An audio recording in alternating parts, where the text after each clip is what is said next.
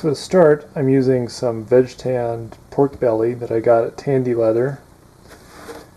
I'm trying to use the thinner piece if I can get it, because I like these to be relatively thin, not too bulky. And to start out, I'm just going to draw out a triangle here, giving a little bit more room at the bottom, because the ferrule of the broadhead is wider at the bottom, so this is going to need to expand out just a little bit down there. We'll just cut that out with heavy scissors and a knife.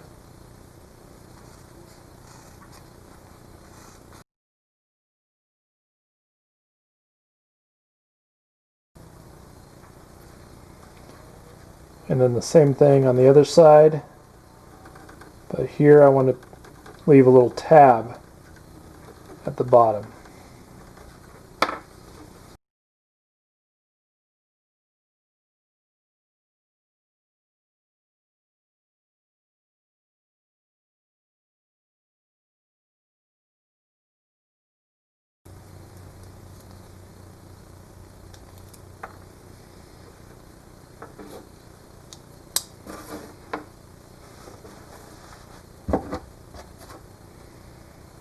And then we're going to cut some strips of the same leather.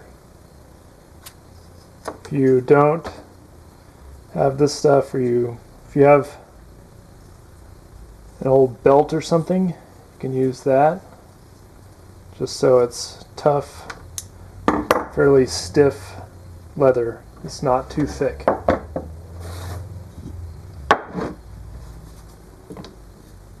Now we're going to glue it.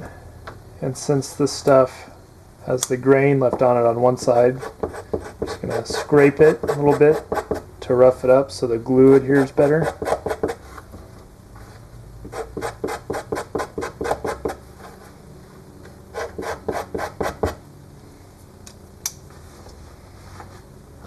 And then I'm going to use some of this Titebond hide glue to glue it. This stuff is water soluble, but I'm going to put down quite a good amount, not too much. If I put down too much, it'll kind of smear and move around as I try and smush it on there.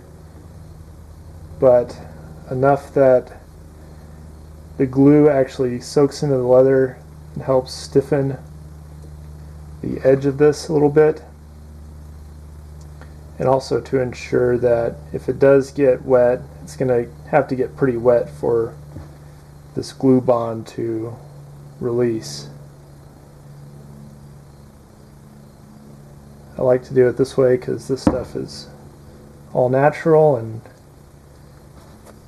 if you're in a hurry to get the broadhead cover off, you can just drop it on the ground, and if you lose it, it's no big deal.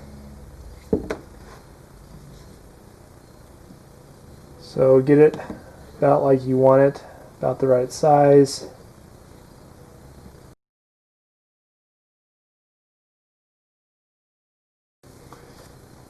Having a wet rag on hand is handy when you're dealing with this hide glue. And then I'm just going to clamp it. You could use something really heavy to set on top of this. I find this method work really well with the clamp.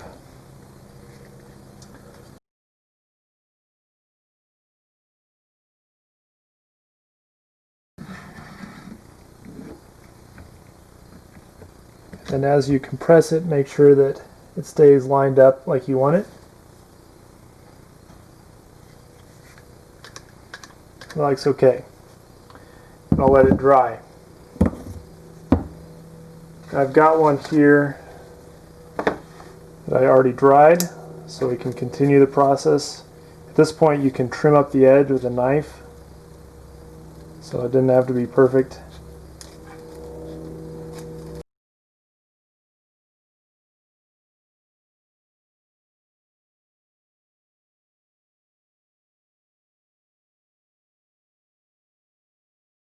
And then if you want to, you can use something smooth to smooth up this edge a little bit. This definitely isn't too pretty, but it doesn't have to be. Check the fit. It's going to work fine. And then we're going to use a round awl. This is really just a nail that I filed down and put into a wood handle to punch 2 holes in this tab.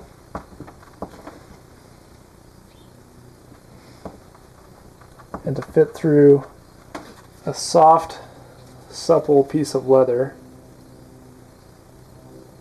I'm using buckskin pieces about that long. And you want it to be soft so that it's easy to tie onto the shaft of the arrow with just a slip knot, but it's gonna stay secure till you need to just untie it real quick. That's pretty much all there is to it. So I can tie this on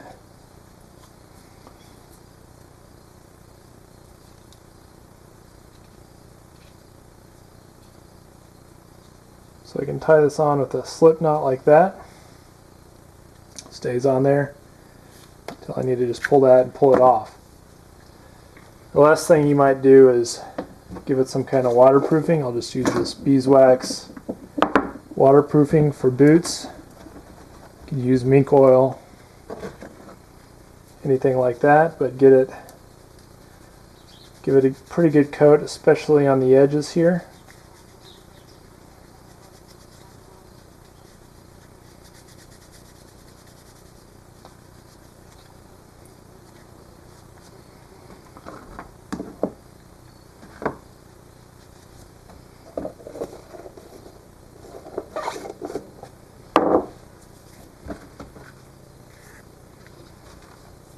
That's all there is to a leather broadhead cover.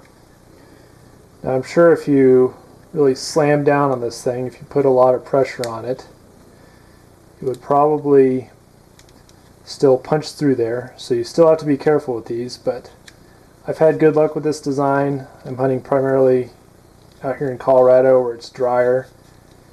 So these haven't gotten soaking wet on me yet, but so far these have been sturdy, easy to make, easy to take off.